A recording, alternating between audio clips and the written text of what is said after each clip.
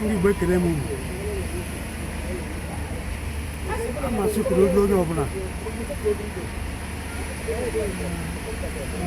anyị nwere isiokwu m bụ ihe gbasara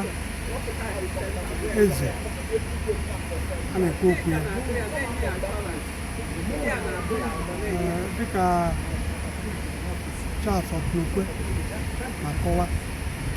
na-akpọ ndị eze echi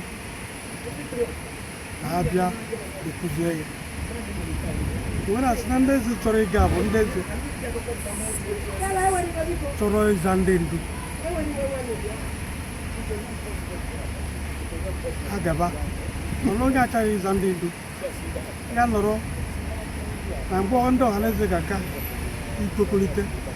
ya ga-eme ha esoro gaa because anyị kwetara na ọhaneze bụ afa enyochara anya ofuma wee bogo ọhaneze iwepụ ọha ọhaza eze iwepụ eze